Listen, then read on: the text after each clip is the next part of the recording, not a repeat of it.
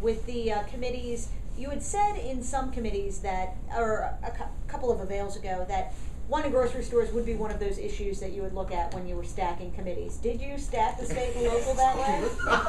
Did I already ask Well, she that? the words in my mouth, didn't she? No. I don't think I ever used stacking committees. I may have said appointing committees. Okay, appointing. I will take a circuit. I will say that you possibly use the word appointing. Those terms are interchangeable. Come on. I think Wilder used to use the word massage. Okay, so obviously, when you're appointing committees, we make a list of issues that may go through that committee and figure out where my philosophy is, where I think the philosophy of the majority of the Senate is, and use that for just finance committee. Make sure that people are fiscally conservative and understand that government doesn't have a dime unless it first comes through your back pocket. On down to a commerce committee, that business create jobs, that government doesn't. But in state and local, the 2 or 3 of the big issues in there will be campaign finance reform. That's always one. Where do you stand on that? And I interview people, and wine and grocery stores today is one that I feel passionate about.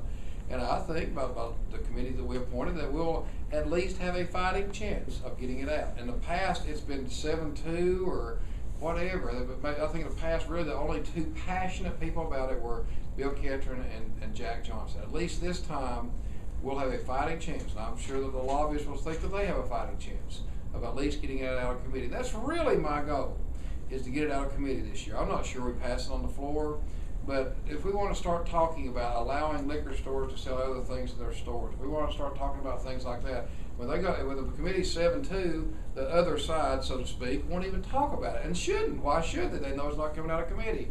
But when we have a fighting chance of getting this out of committee, and I believe we do this time, then I want to sit down and figure out how to get this passed. And that's what my local business owners back home will tell me, that obviously we like it, maybe like it the way it is, but they're not. If we were to allow them to sell items, because there's a small markup on wine, but if you sell potato chips or things like that, there's almost 100% markup on that stuff.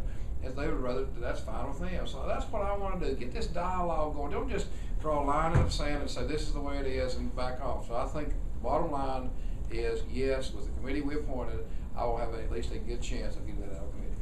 Do you agree with